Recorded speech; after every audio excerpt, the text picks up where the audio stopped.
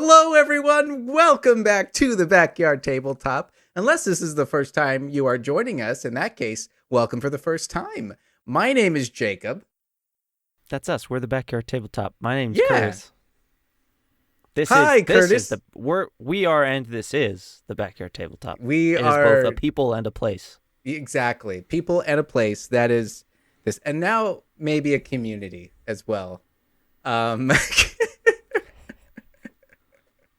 Is laying it on a little bit too thick there. We are a podcast where we like to talk about Dungeons and Dragons. I've been playing for a certain amount of time. Kurtis is playing for a certain amount of time. We are best friends. We're also not necessarily an undisclosed amount of time. No one can know other than us. As like we play for a certain amount of time. It's definitely on our resumes. I never stop playing.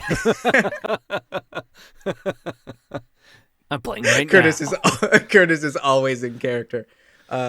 We always have a set of dice somewhere. We're always ready to play, and yeah, ain't that the truth? Ain't that the truth? We are a podcast that we enjoy talking about this wonderful game. Kurtis is in a game. I am running a game. We like to chat about it because we don't really play in each other's games due to time and stuff like that. But we are best friends, and we like to catch each other up on what has been going on. Yeah. I'm yeah. also running a game while I'm also in a game. Yeah, you're playing. Kurtis is always playing. I'm always playing. It's good stuff. It is something we will occasionally talk about. Kurtis is playing in a game. That's Cal. Kurtis is running Phandelver and Below, the Shattered Obelisk. Mm-hmm. And then I am running a homebrew game. You and your homebrews. Was me and my homebrews. This is basically like due to life in general right now. I don't have much time to really go and play a huge game. So I just kind of like week for week, I kind of come up with stuff for my players to do, and we just kind of play. So it's a little bit way more of a laid back game than what maybe Kurtis is doing. So but we like to chat about it. Yeah, it's fun. So that's actually what we're going to be talking about for me today. I want to build an encounter with Kurtis. I have a little bit of a paragraph here of a little bit of a backstory / like setting, kind of bringing like this idea of threads that the players are going to kind of be uncovering. We're going to be doing some traveling here pretty soon. And I kind of wanted to do a little bit of a side quest, coming up with different things kind of for the sessions. I don't really necessarily want to do like, you guys are going to take 10 days to go to this place and then have some flavor text, maybe an encounter or two, and then they arrive at that place. I kind of want to take a little bit more time getting to this place, show the travel, if you will. So, and also just take kind of, I think the fun thing about travel in D&D is you also can kind of take a moment to explore the world that you guys are in, right? And have being immersed that way. So I have a little bit of a little thing, a little splurch here for Kurtis to read, and then I kind of want to build an encounter that we're going to be going into and seeing what Kurtis can do, and then we will be jumping to Kurtis's game with Cal. So yeah, are you ready, Kurtis? I'm ready. Yeah, you brought your creative brain. I mean, the juice is always there. I just gotta squeeze it. Because you're always playing. Because I'm always playing. All right. So to preface this, I got a little bit of an inspiration since we were going through Phandelver and Below. There's that fun little side quest of a green dragon that has kind of like made a new home for itself in ruins. And I just really liked how like that was just part of the world. It had nothing really to do with any of the overarching structure. It was just this green dragon is over here in this ruin, kind of making a little bit of a mess for the people. And the players can go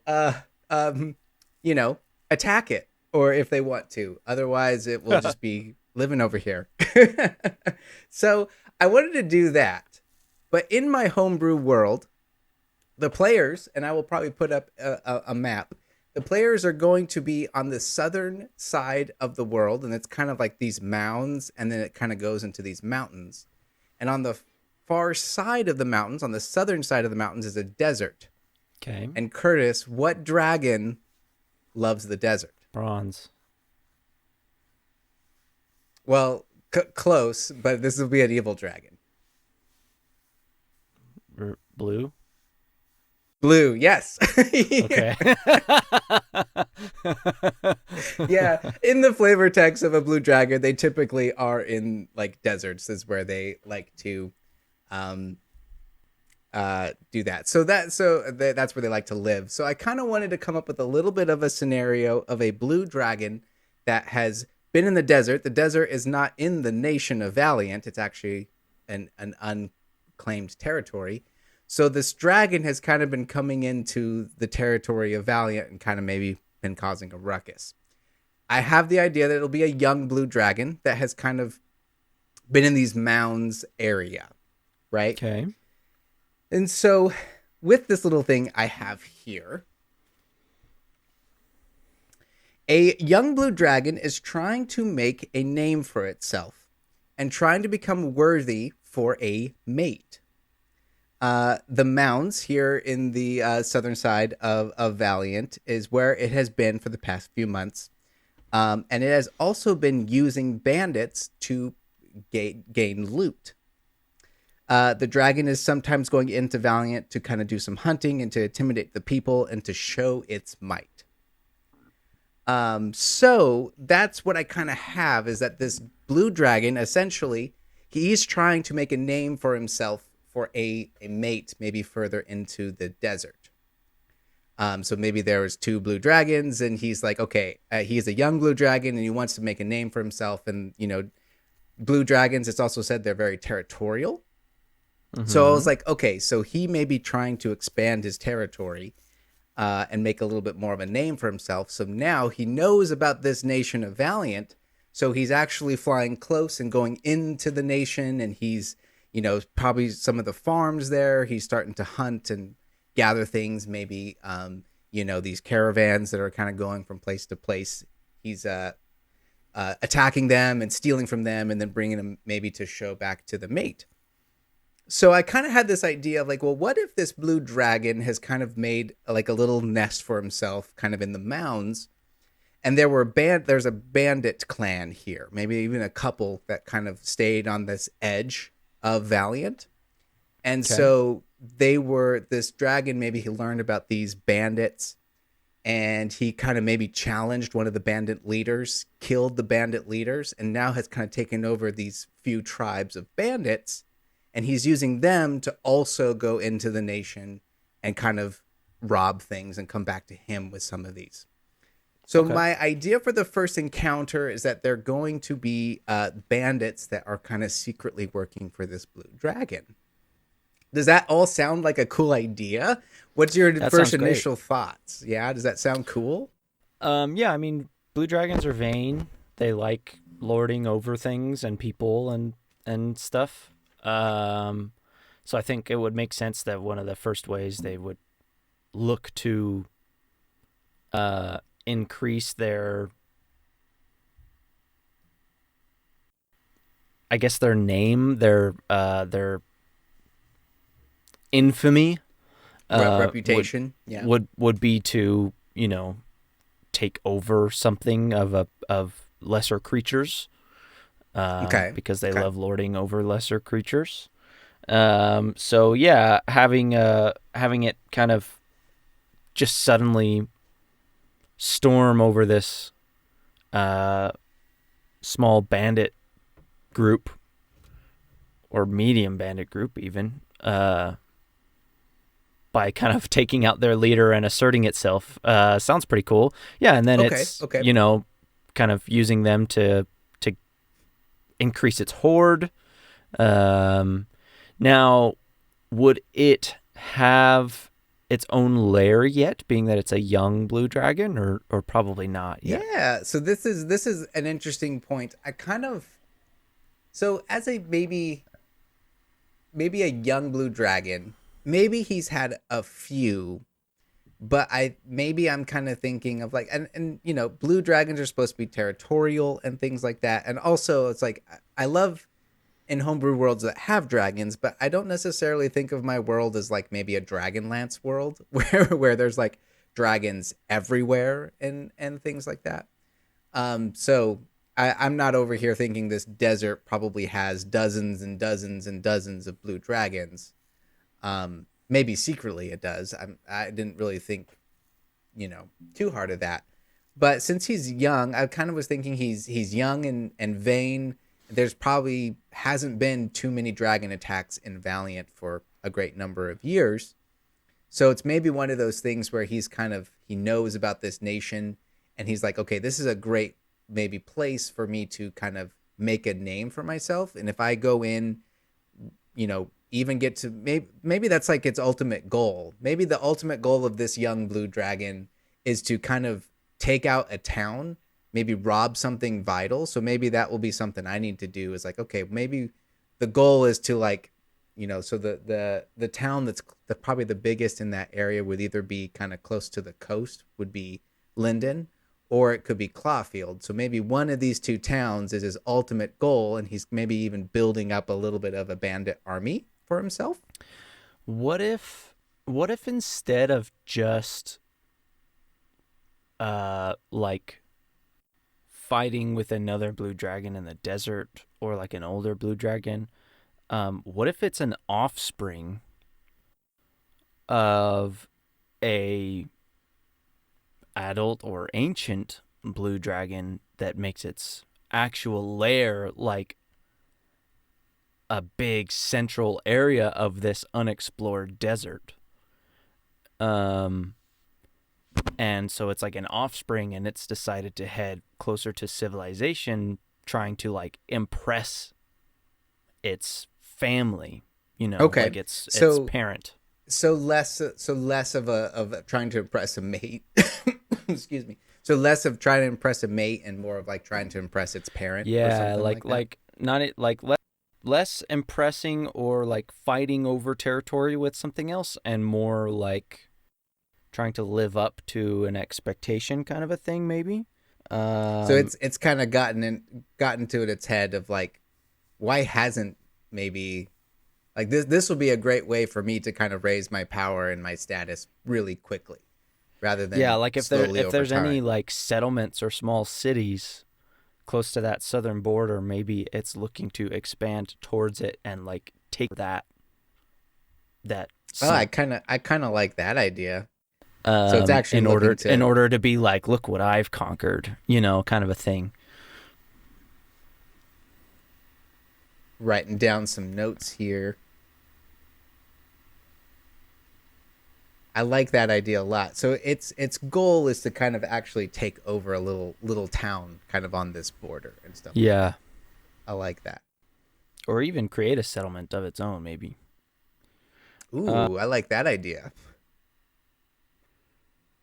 So maybe a little bit of both. I kind of like the idea of maybe the idea is he's gonna maybe destroy a town, and then from its ruins he's gonna build a little maybe in the ruins even he's where he wants to build its lair or something like because that.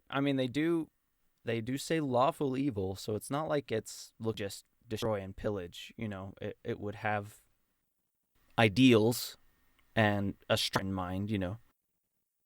And even with its own bandit company that it's taken over, it's probably implemented a much more structured way of running this bandit company than it was ever in before. Almost more like a military than just some ragtag group of bandits. I kind of like that idea of like a young blue dragon that has kind of taken over a bandit group and is like, I'm going to use this as an army now and make my own little nation, or even challenge people to come, rather than being like, I am the superior and I'm going to kill all humans or something like that. I want to rule over humans. I love that a lot. I mean, I mean that's kind of mainly a traditional dragon sense, right? It's like dragons ultimately want to rule over humans, thinking they're superior. But I kind of like the idea that he's taken initiative, um, challenged Yeah, like this bandit group, and has now taken it over. some of A the bandit dragon, if you will. yeah, some of the suggested personality traits for a blue dragon are things like I enforce order and social hierarchies because that's how strong cities are built. Um, uh, my children, whether born to me or chosen, are still treasures. Hmm. Okay. Um, So so that would be kind of fun to kind of like maybe he just cares about his bandits. You like know, like yeah, if he that's what I was finds gonna you've killed say. any of them, he's that. Yeah, Gonna come gonna come after yeah, you. I kind of like that idea. So like putting this back into like a an encounter situation. So there's this bandit group that approaches the party. There's some maybe a little bit of social interaction. Maybe the players can like pry of like certain things. I'm probably going to be setting up some rumors. So the players for a little bit will be traveling with a caravan. So if they mm-hmm. decide to talk with any of the people here in the caravan, they might learn a little bit about the bandit groups have been a little bit more aggressive as of late. So if they pry about that when they actually encounter the bandits, they can potentially maybe even learn about what's been going on. Yeah. But I love that idea of like a bandit group that's run by a dragon, and the dragon like is like possessive of his clan. I love that idea. Like Okay. this horde, this bandit horde that he is creating, horde as in a horde of enemies, Yeah. is his horde, you know, kind of a thing. Like they're all Yeah. precious to him. Mm-hmm. All right. Cool. Okay, so that's some great motivation. So for this first encounter, let me ask this: do you think it would be kind of cool? Like, how do you think the bandits should look? Do you think they should be so like if maybe if this bandit group maybe actually it likes being run by a dragon, right? This dragon is like he's obviously like lording over them and being the ruler, but probably the bandits are like, hey, this could be really good for us, and like Sure. maybe even a couple of lieutenants of the bandit group could be like be a little closer.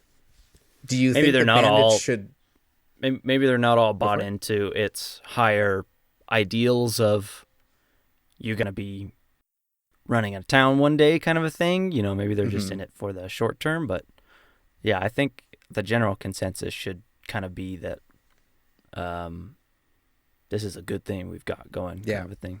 So the band, so majority, there might be a few that's kind of like, what the heck are we getting ourselves into? But Sure. majority of the bandit group thinks this could actually be really good, make them a lot of money, definitely in the long run. Right. And maybe they're not really necessarily wanting to stick around for the long term, but it's like, hey, if we can at least get some money and then get out of here, that's potential too. Okay. So do you think this bandit group should like, I don't know, I'm just throwing out ideas here. Do you think they should look or trying to imitate their dragon leader? So maybe some of them have like a horn on their helmet, or maybe their armor has been dyed blue or something like that. Do you think that could be, do you think that's laying Um, it on a little bit too thick or something like that? I would think Just throwing maybe out ideas. like in higher ranks, like in some of the leaders, Hmm. maybe they Okay. have Okay. a, a horn kind of attached to their helmet. Um, or yeah, like you said, just like a like blue motif kind of a thing. Um, but I don't think they should call themselves like the Blue Dragon Bandits or anything like that. Like No, a little too on the I don't nose. But think so. maybe something like the Blue Storm Bandits or Oh, I like that. the um the Horned Right. Horde or something like that. I don't know. I like definitely Storm makes a lot of sense. Yeah, Um, just yeah, something that kind of I'll I love brainstorm the that. But idea yeah, that like these these adventurers run into this bandit group and have no idea that it's dragon led, but you could give these little things that if somebody's paying really close attention, they could be like, huh. That's a little. You guys like blue dragons or something? Like that like kind of points them towards there being some kind of connection at first. Yeah. Right. That's kind of my goal, is that like I don't necessarily want to throw at them right away this being run by a dragon. I do kind of want that to be a little bit of a my idea right now is like depending on how much they ask questions and how I kind of role play the caravan, my idea is like there's been like some bandit activity in the area, so that's what they're watching for. And then also there's been this sighting of a dragon kind of towards the mountains. So not necessarily at the same time I'll be revealing not necessarily that, connected. But yeah. My idea is like they're not connected, but then they'll learn that they actually are. Is kind of my idea. Do you have a name for this dragon? I don't as of right now. Because it could also be interesting to call the bandit group like. Oh, I like that a lot. Like, because I like the idea. Like the name is, I'm just going to use a generic dragon name, Parthenax. You could call the bandits Parthenax's horde.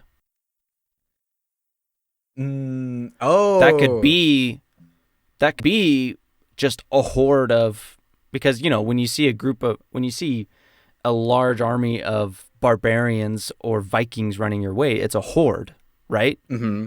Right. So it's kind of a double entendre there with the wording a little bit. It's kind of a little clever there. I like that a lot. I'm gonna write down dragon's name plus horde. I love that idea. Okay. So yeah, so in my head, just kind of summing this up a little bit, they run into some bandits. The bandits are going to be demanding their gold. A little bit of socialness, see what the party does, probably attack them. But I'm thinking the bandit that's doing most of the talking, he would kind of be a little bit of like a lieutenant or leader. So there'll be something a little different about him. So I like the idea. Maybe he has scale mail armor that's been dyed blue. And then there'll be some fun combat. Yeah, I like the idea of it almost being what are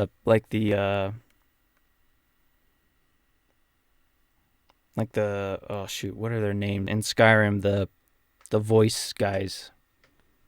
The dragon tongue guys. Gray whatever. Gray something? Yeah, that's Gray somethings. But like the whole time they're talking about their leader, and he's like a great guy, and he speaks in the voice more than any of them do. And then you get to the top of the mountain and their leader's a dragon, and you're like, oh, okay, that makes sense. Like that kind of a thing. Like these guys are like, yeah, dude, our leader, this is his name. He's super cool. He's leading us well. We've never been so successful. But it's kind of not it out, Mm-hmm. I like that a lot. Like, maybe even almost going to the point of like, if anything, maybe it's a dragonborn, type of thing. Yeah, maybe. It's like, nope, it's an actual dragon. So yeah, that's my thought. Is kind of a fun way to introduce this bandit group. So some fun little combat there, and potentially they could run into some more bandits as it goes on. But then I had another idea that would they would run into like a small little village. So this isn't really on the map, but like potentially going to a small village, kind of on this border, and that they potentially have seen sightings of them, and maybe they can learn a little bit more about that, where these bandits are kind of being held. And maybe in that town is where they can learn about like, okay, if you were to help us with this, you can make a little money on the side, type of thing. Yeah, I like that. So almost potentially one of the sessions could be a little bit of a dungeon, but it would actually be a bandit camp, and then kind of going from there. So nothing crazy. It was just supposed to kind of be a little side quest thing on something that they can do on the way to their destination. But okay, well that's basically, thank you for your creative thoughts, man. Yeah. Hope it helps. Anything else you think would be kind of fun to throw at them?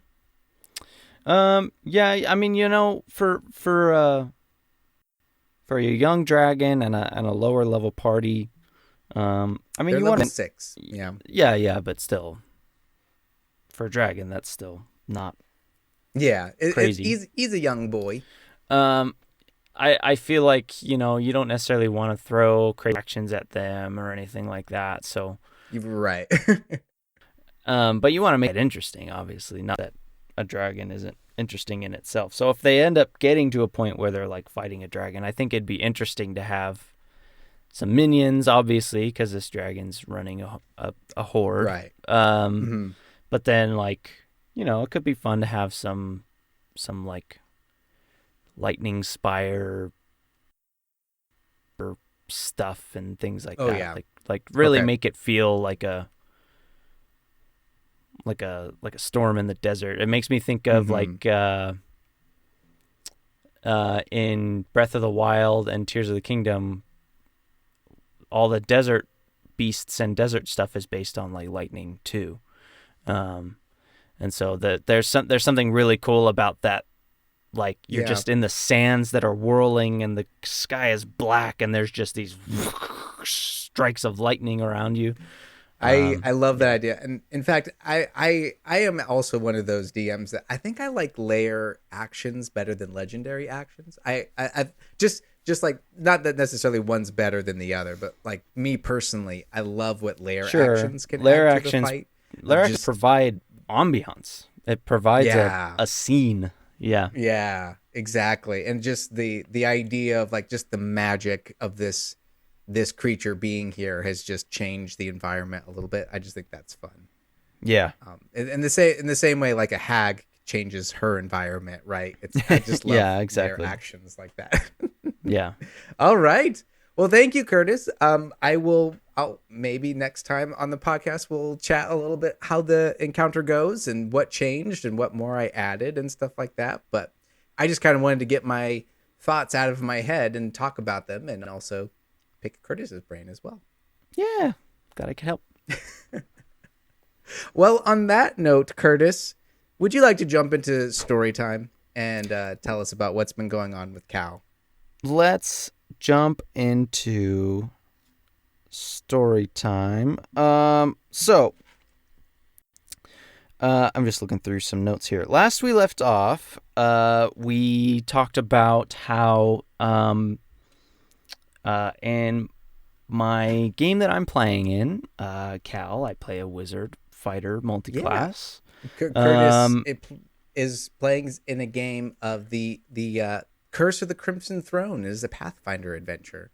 It is a Pathfinder adventure that our DM is converting to 5e because it's what we're familiar with. But the adventure path is fantastic. The story's great. All the characters are great. So it's been a lot of fun. But it revolves around the city of Corvosa, its leadership and kind of its descent into not just Avernus. Kind of no, but into madness and anarchy as sort of the new leadership seems to be running things into the ground and trying to do a hostile takeover of sorts. Right. So really fun too for a bunch of citizens here trying to defend their town. I love it. Yeah. We move on to where we are now, which is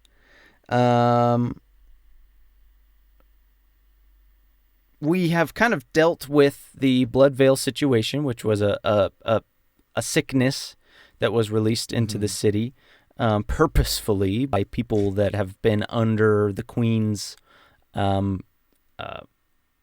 rule, but people that were working on the Queen's orders. And we have moved kind of past that situation and now are moving on to the fact that the Queen is getting much more aggressive, and that an attack was personally made on her in front of a large crowd by a man that she was attempting to execute, and the man shot her in the side of the head with a and it should have been a killing blow for any average person, and she pulled the bolt out of the side of her head and stabbed him in the throat with it. And there's not a wound to be seen. She was also wearing a small detail, wearing a different crown than we've normally seen her in on the scene. We didn't talk about that last time, but it was noted by Cressida that her crown has changed.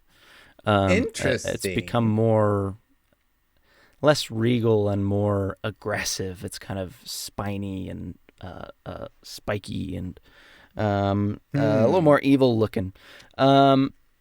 She seems to personally be more aggressive and prone to violence and retribution than she has been seen in the past. She's kind of losing, as far as we can tell, losing the mask a little bit, or becoming more corrupted by something. We're not sure what's happening yet. Well, and I love that, like the ideas that plants into players' head, because now it's almost kind of like, okay, it could be still the queen, but also could it be something controlling the queen? Exactly. And now we need to save the queen, right? Like, right. It's a cursed object, a cursed magical item or something. I don't know. Yeah, we're not sure people behind the scenes. We're not sure if she's possessed and that's what caused it. We're not sure if she found something in the depths of the palace and promised her power, and that what caused it. We don't know if she started on this path fully well knowing she was a terrible person and was just wanting to be in power, and then has been being slowly corrupted after the fact, or if she's just always been this awful evil person and now the mask is just falling off. Right. She doesn't need the mask. We really anymore. don't know what to expect. However, that's cool. We've been told that we need to find our good old friend Vencarlo Orsini, who we now know is Blackjack, who is the like Zorro / Batman of Vosa. Actually, it's almost more like it's a lot more similar to like a Dread Pirate Roberts of Corvosa. Right. It's like a title that's been passed down from person to person to person. So it almost seems like this immortal being who's always watched over the city. And we know he is the current holder of that title. We are told we can find him in Old Corvosa, which is currently still quarantined because of the issues with Bloodveil, the sickness that's been around. And we've been told that it is also now possible that the seneschal, the old keeper of the castle, as it were, who is the only person who could really challenge the throne politically, disappeared when the queen took power, and may also be in hiding still in Corvosa itself. And if anybody knows where they are, it would be Vencarlo. So we've been tasked with finding also, Vencarlo. Probably good to have some sort of noble on your side as well. Sure, for sure. Yeah, I mean, this seneschal would have a lot of pull with the citizens. They would be a well-liked person, somebody who's been a rock as the king got older and the queen was brought in as a bride and things like that. This seneschal would have been there that whole time. Still keeping an eye out and running the Griffin Riders as they are. I can't remember the name right now. That the name of those people always jumps out of my head. No worries. But we've been told to go to Old Corvosa, so we make our way to Old Corvosa. We sneak across the river by just using breathe water spell, and just go underneath and climb up on the other side without being spotted, because the queen pretty much knows we're onto her, and so we think that her Grey Maidens, which is her like military police, might be keeping an eye out for us, and so we don't really want to run into them. Basically, they know that you guys your group is responsible for taking down the hospital.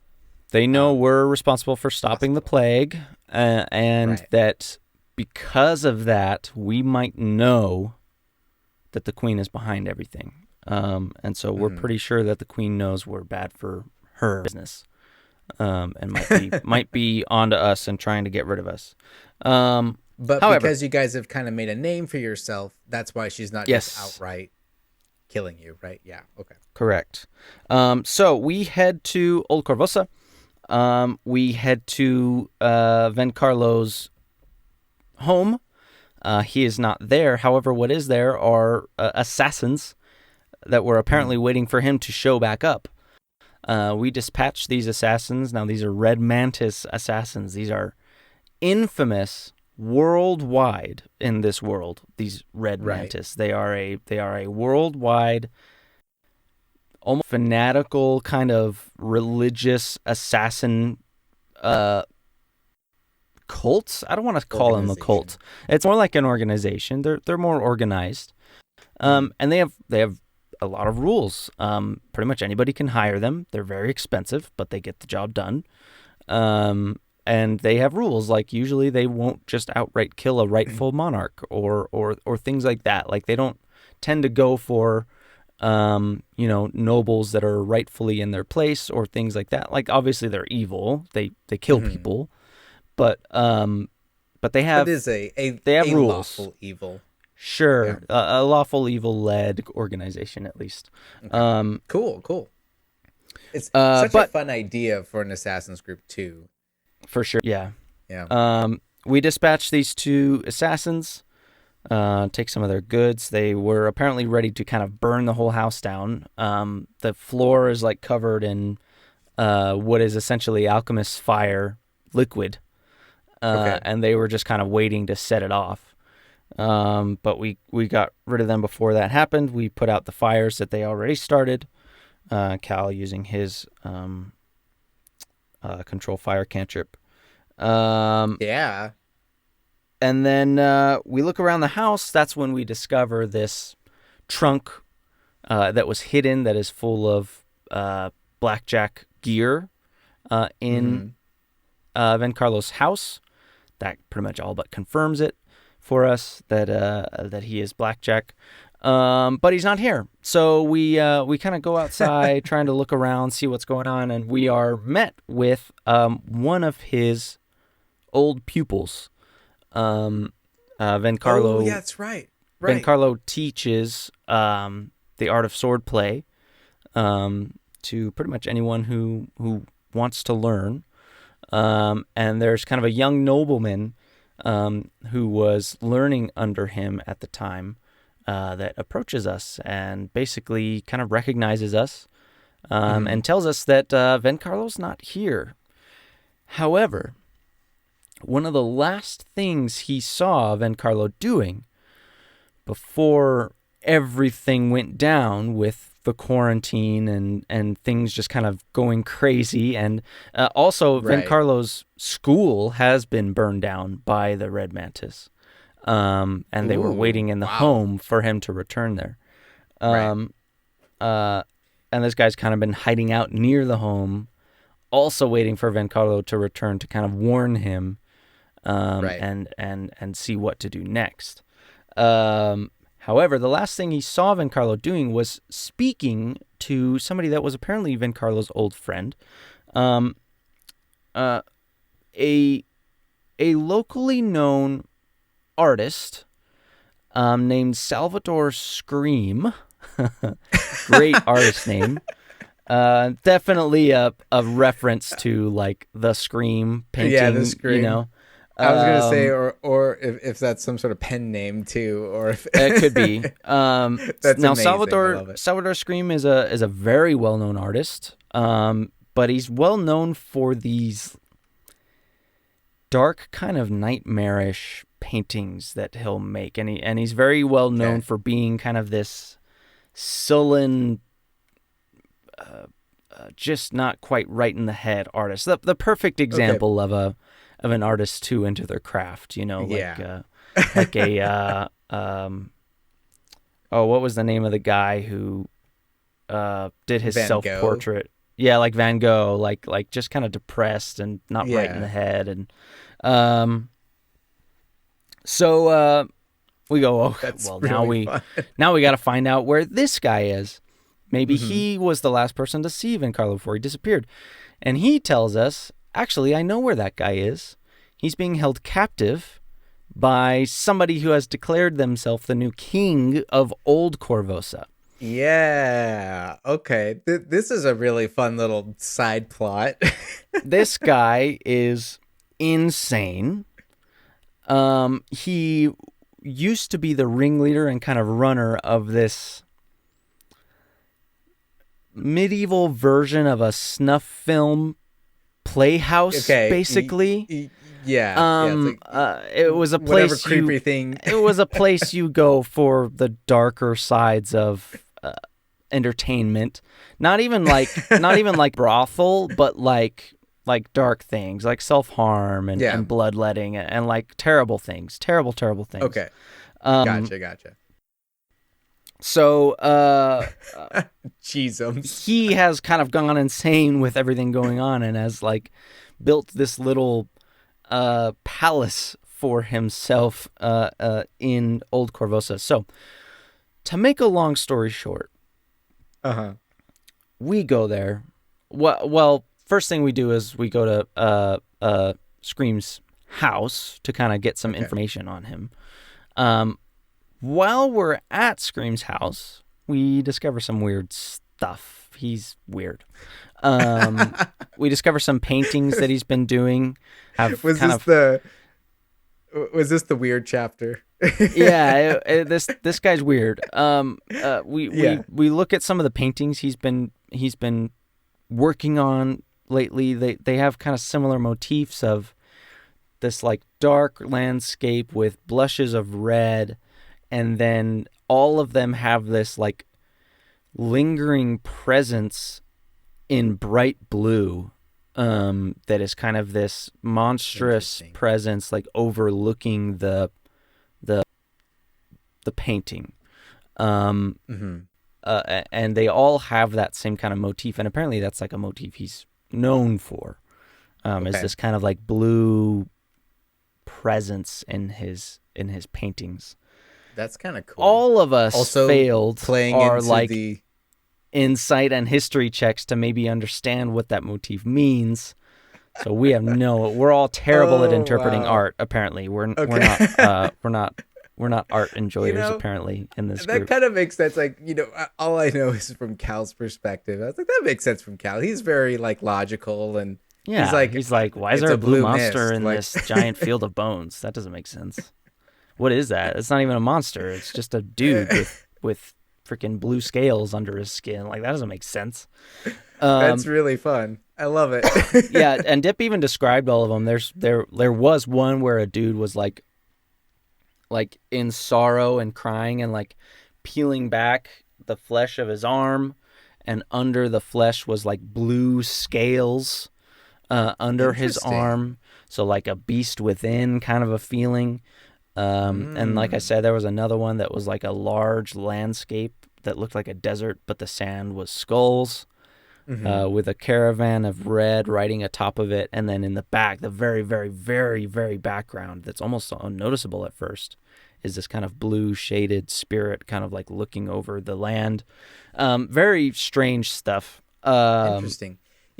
I personally love like little hints of stuff in art. I think it's very atmospheric because it reminds me a little bit of in Bride Rise of the Rune Lords, when there was a haunted house that we all went into, and there was a large motif. I think it was on stained glass windows, if I remember correctly. And it was like the progression of this personal individual's journey for lichdom. Yes. In the lore of Pathfinder, lich is like becoming a lich is supposed to be a very personal journey, and you kind of figure out what the you got to do. The formula is not the same for everyone. Lich. Right. And so it was kind of that was a great way to demonstrate like what this family was all about, right? It was a very messed up family and stuff like that. It was part of the story. So that kind of reminds me a little bit of, I don't know, just when you described that, reminded me of that. And I think that's really fun. I know I have personally used that. Art can be really fun to kind of have these little hints of maybe what's to come or what this family is all about, or etc. If we had been able to interpret it a little better, we could have gotten some hints. I now know what the meaning behind these paintings is as we've moved further on into the story. But I'll leave that a mystery for now. While we're at this house, we are beset upon by a woman. I do not remember this woman's name. Dip is going to be so upset at me, and I can't find it in my notes. Lowry is the only thing that's coming to mind right now, but that might be somebody else. But I'm going to call her Lowry for now because I don't care. Okay. Now, Lowry approaches us because she is also looking for Salvador Scream. Lowry is a strange woman. Lowry Seems to be a theme going on. Lowry is covered in this heavy armor that is just head to toe spikes outward spikes. She's carrying this like flail / mace weapon that almost looks like a censer, but it's got like a flail on the end. Interesting. She's apparently a cleric of something. We don't really understand what yet. I know in Forgotten Realms it's like Leviatar's the goddess of pain or something. So right. It's like a cleric of goddess of pain or something. Oh dear. But we start talking to her and she's like, "Oh, I'm looking for a Scream too. Different reasons, the people I work for, the organization I work for is very interested in his work. We love his art. And I need to find out like what his muse is because it seems to be interesting to us, the reason for his paintings. So I need to talk to him. Please tell me like this super intimidating woman comes out of nowhere with spikes everywhere and a flail for like this lantern, and she talks so calmly like that. The reason I say Dip's gonna hate me is because this is his favorite character in this book. This is his favorite character in Curse of the Crimson Throne. That's really cool. Okay. She seemed kind of short-lived to me, like she was kind of in for this chapter and then left again, so I don't know if this is the last we'll see of her in this chapter. But she was very interesting. She's a religious woman and seems happy and totally nice. She's calm. And that's so amazing. Very willing to try and help us, and then also extremely willing to kill us if we're not ready to help her. She's interesting. So she's violent when she needs to be, but also kind of willing to work with people if it's what gets her goals. Gotcha. So is it like we'll talk a little bit about like she's probably neutral, like a true neutral or lawful neutral? No, definitely either neutral evil or lawful evil. I mean, she was not shy about the fact that she's like into weird stuff, a bad person, and yeah, like not So so we kind of recruit her. We're like, well, we're looking for the same guy. We need information from him too. We don't think we really need him. So we're happy to find him. We can ask our questions. You can ask your questions. And then we go our separate ways. So she tags along with us to this new palace in Old Corvosa. We approach it basically saying we want an audience with this new king. So we don't have to fight our way in. Thankfully, we get inside. We start talking to this mad king of Old Korvosa. Okay. This dude's loony. I think I've said enough at this point for you to understand that he's messed up, and quite insane. Okay. He tries to basically, he's like, yeah, I'll let you talk to this artist that I've stolen. I love his art. It's so messed up, isn't it? And he's like, I'll let you talk to him if you want, but he's my subject now, so like he's under my control. But if you want to talk to him, you got to do this first. He wants us to play a game called Blood Pig. Okay. This game is basically football, but you have to take like a small suckling pig and get it to your side of the field where you dunk it into a hole that has a ravenous badger in it. Oh my God. This guy. And it's no holds barred. You can straight up, stab the other team and stuff. There's like no weapons on the field or whatever, but it's a bloody sport. Okay. And some of us were like, let's just do it and get out of here. Like, we can play this game. It's whatever. And then some of us were like, we're not going to, like, even if we play the game, talk to the artist, we're not going to leave this guy here, right? Like, this is not happening. We got to get rid of this guy. He's terrible for Old Korvosa. Like, and so we kind of like talked amongst ourselves and we were like, yeah, we'll play your game. Let us talk for a second. We talked amongst ourselves. And we were like, yeah, this isn't happening. And as soon as Lowry was like, you guys don't want to play the game, right? You don't want to play the game? We're just going to kill him? Great. She just turns around and just starts wailing.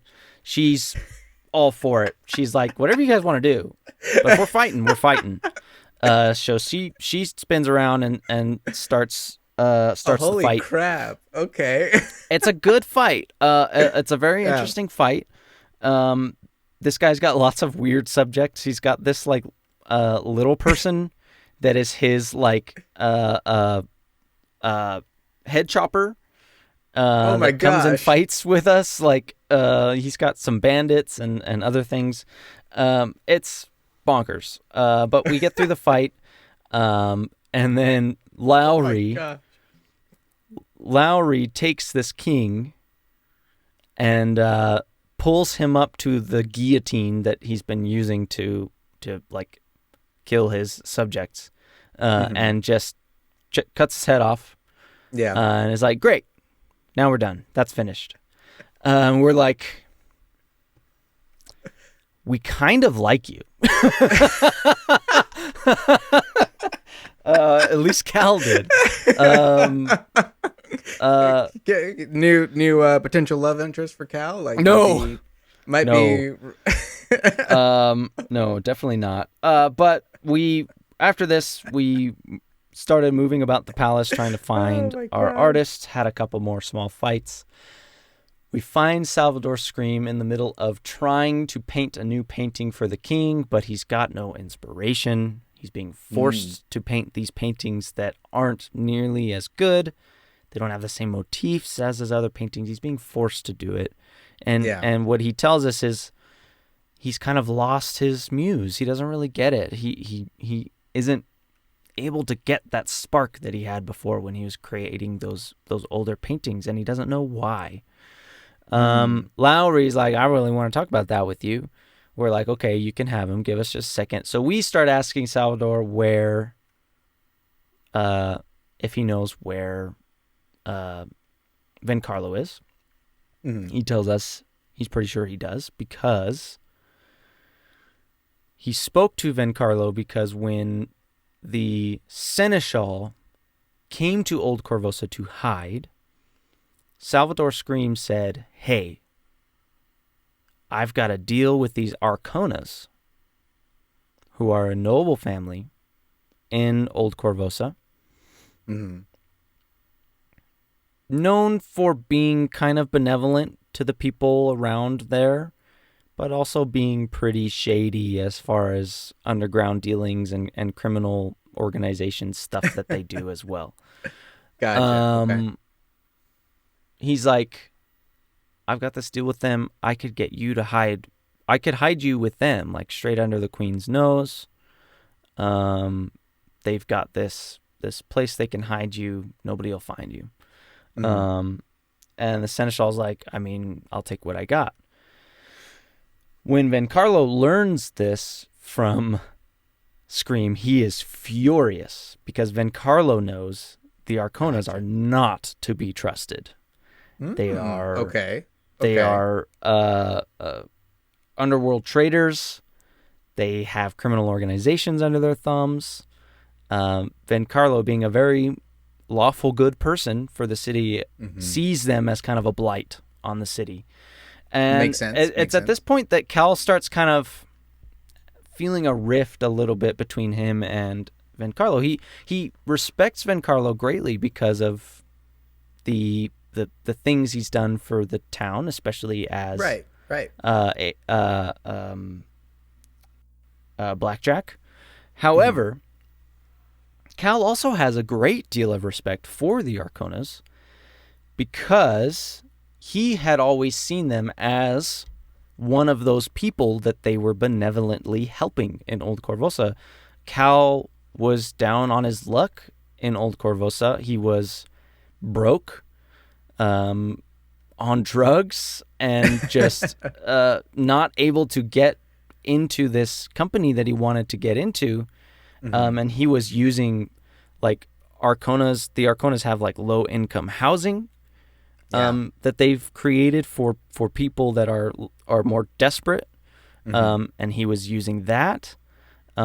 He was, seeing the things they were doing for the downtrodden of Old Corvosa. And in Cal's eyes, these people are benevolent. And sure, they might be tied into some criminal organizations, but that doesn't mean they're evil. Like, there's nothing wrong. Every city is going to have a criminal underground. Why not have it be run by people who are benevolent, And actually helping people, too. Sure. Yeah, so playing in those grays areas, yeah. Now, it will later become kind of apparent that the Arconas only did those benevolent things to be in good standing with people. Gotcha. What they really cared about were the dark things they were doing underground. But Cal still has a respect for them because they helped him in his time of need. So, basically, Vencarlo was very upset. And basically, he went to the Arconas and to try to find the Seneschal himself after he was in hiding for a while. So we're like, okay, well, now we know we got to go talk to the Arconas. We were thinking about doing it anyway because they might have information on where Vencarlo is. But we didn't want to play our hand that soon, so we decided to go through Scream first. That makes sense, yeah. Lowry's like, well, I got my guy. Scream. I don't want to be in Old Corvosa anymore. I want to just go away. I want to disappear. I don't want to deal with this city anymore. I need to go find my muse again. I need to get back into my art. Yeah. I need to figure out what's going on. He needs to take a vacation. Yeah. He's kind of broken, we see. He's never not had this inspiration before, this spark, this muse. And he seems to feel very lost without it. And he's not sure where it went. And Lowry is very interested in that muse and where she thinks it might have gone too. So she's like, oh, I'll get him out of the city. He'll be safe with us. We like him a lot. We're not going to mess with him. We just need some information from him. I'll get him out of the city. It'll be fine. And we're like, I mean, hey, you fought by our side. You seem fine. You might not be a good person, but you're not an untrustworthy person. That's kind of how we felt. You've helped us. Yeah. Right. Yeah. And so we're like, yeah, that's fine. Take him. We don't really care about him anyway. Well, he's just a means to an end. It's like, we wish him the best, but we kind of have, we got bigger fish to fry. Yeah. So from here we move on and we go to speak to the noble Arconas. The Arconas are this noble family. They've been in Old Korvosa for years and years and years and years and years and years, since basically Korvosa's founding. Old Korvosa is the original founding site of the city of Korvosa. So even though it is not the current center, it is the original center. And so the Arconas being here is kind of a show of like, we've been here from the beginning kind of a thing. Right. And this is where their palace is. They're kind of one of the larger noble families here.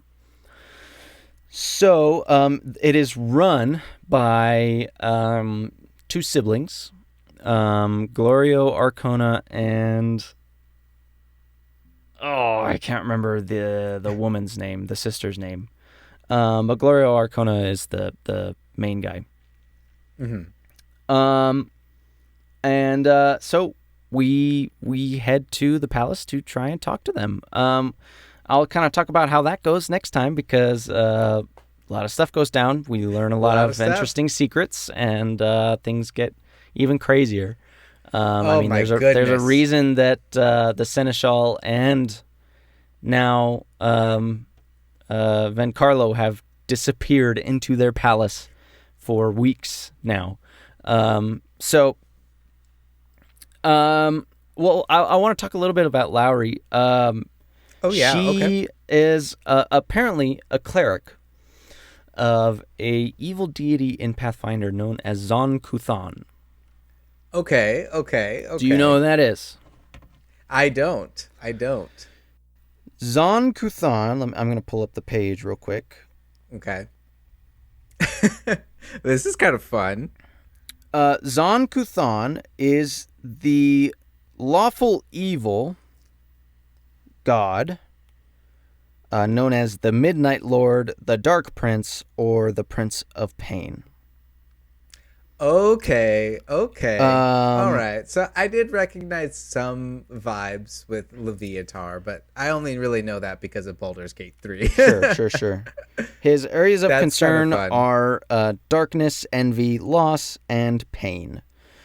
Okay. And his worshippers tend to be sadists and masochists. Oh, dear. Okay. His edicts are bring pain to the world and mutilate yourself. Oh, my gosh.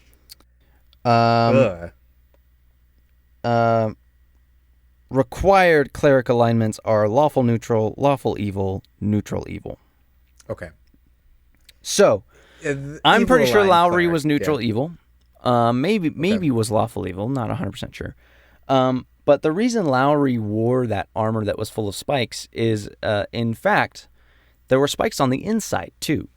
It is a suit of pain. It is meant to keep her in pain and also bring pain to those who she comes close to. In fact, she was like, let me share an intimate moment with you, Cal, before I leave. And she hugs Cal and gets him poked all over with this armor. And apparently that moment of sharing the pain is like an intimate thing, like a warm, deep hug. Between people, kind of a thing. And it wasn't like a romantic thing by any means. It was I appreciate what you've done for me. Let me show you my appreciation the way I would, That's interesting. Like it's part of her culture, if you will, part of her. Yeah, sure. Yeah. Yeah. Her weapon was a spiked chain, so basically it was this long chain with kind of a sensor at the end that she would attack with. And the symbol of Zon Kuthan is a chained skull. Basically, Zon Kuthan is used to be a good deity, and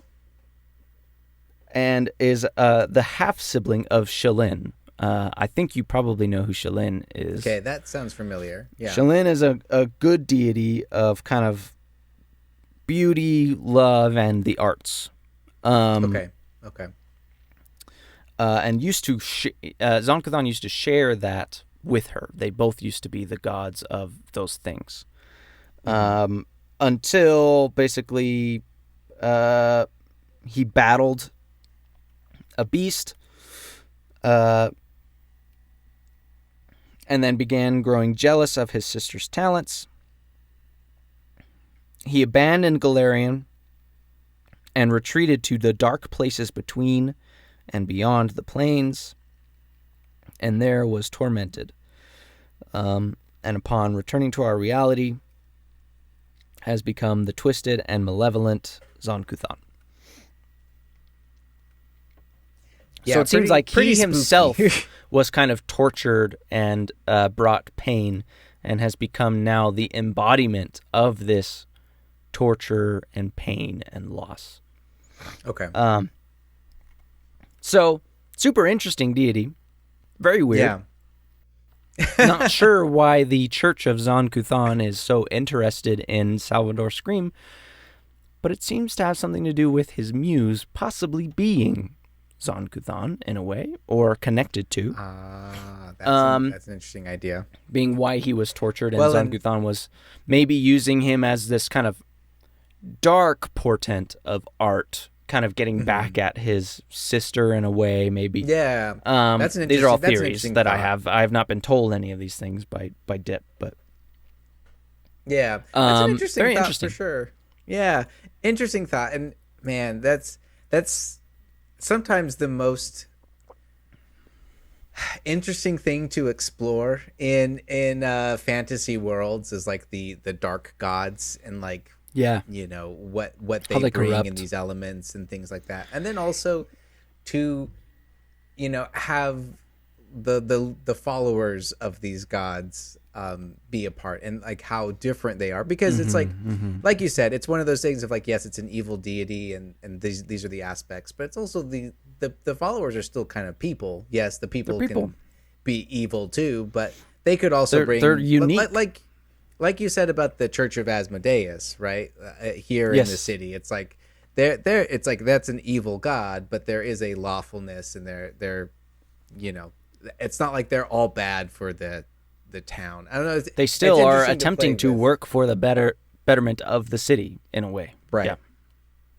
So it's kind of fun. And now Zon-Kuthon would not do that. Zon-Kuthon worship is, as far as I know, pretty much outlawed everywhere, except for like the most open of cities and states and things. Well, it sounds like it can get pretty dark, especially from for sure. I mean, having this intimate hug moment that was like you shared in a pain, because she was also experiencing pain and sharing in your pain, and you were sharing in her pain, type of thing. So odd, but you can see how, like, okay, that is kind of different, kind of cool to have those things in a story. And, I don't know. You can't help but think of like almost like a Shadow Heart kind of thing. Like what was this person drawn to Zon-Kuthon worship? Were they pulled into it by another means? Would they have naturally been a better person? A good person, even maybe, if they were not pulled into this worship and this deity's group. Who knows? Right. But as a character, Lowry was very, very interesting, and I see why Dip liked her a lot. This weird diegetic pull between somebody with good intentions, essentially, like just trying to do what she's been told to do by her people, and has an interest in a person, and has no need to kill us or even hurt us.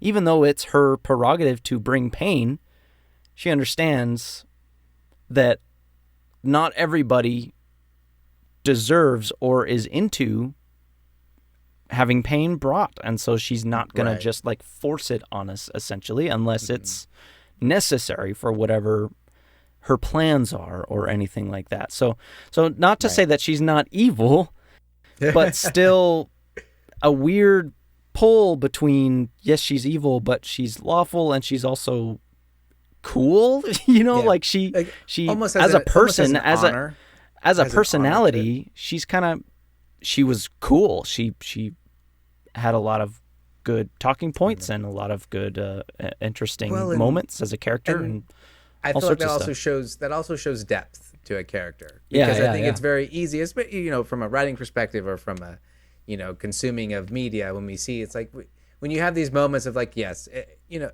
Baldur's Gate is a very great example of like Shadowheart, right?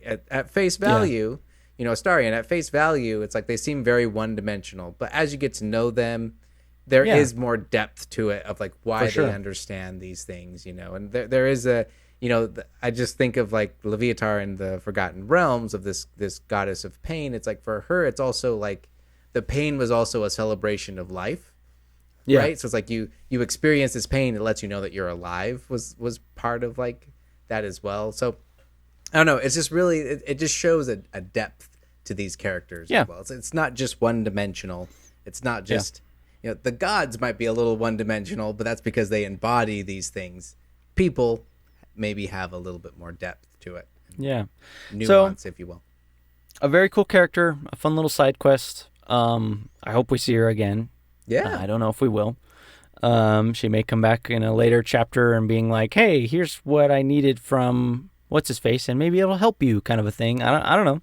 Or maybe she'll come back as an enemy because whatever was messing with Salvador Scream may be connected to what's messing with the Queen. Who knows?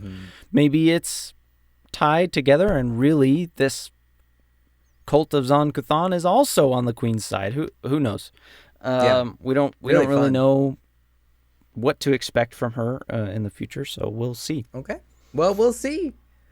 I'm very excited to keep on learning and next time we'll get into Arcona Palace and all the crazy wild things that happened there. That was very fun. Arcona Palace is kind of the main section of this chapter. It kind of all led to there. It's a pretty short chapter. We're already past it. We're already in the next chapter, and probably nearing the end of the next chapter too. So I'll finish Arcona Palace, and I'll finish out that chapter, and then we'll move into the chapter we're in now. Well, very cool. I'm very excited, Kurtis. Thank you for telling me your story, and I'm glad you killed that king of old Barbosa. Yeah, it wasn't worth dealing with him. Like a creep. Just had to get rid of him. Yeah, you gotta do what you gotta do. Cal especially was like, "This is my home, man. I'm not gonna let him mess it up." I feel like it's one of those things of also like, we're gonna have to deal with him eventually. Exactly. That was exactly their reasoning. It's like, even if we don't get rid of him now, like, somebody is going to have to eventually. So it might as well be us right now. Yeah. Oh, well, thank you so much for joining us for the Backyard Tabletop. The secret word for today, oh goodness, I feel like it should be artist. Oh yeah, I was thinking like artist or art or something, like motif. That's a hard word. Do you know how to spell it? That's a good word. I mean, Google it. Okay. I'm pretty sure it's Motife, but I can't be sure. No, I think that's great. It's a better guess than myself. Secret word for today. There might not be any. Put motif down in the comments if you want. And we'll see you next time. I have been Jake. There's no E. I've been Kurtis. And thank you for helping with my encounter. I'll let you know how it goes next time. Yeah, please do. Yeah. Goodbye. Bye.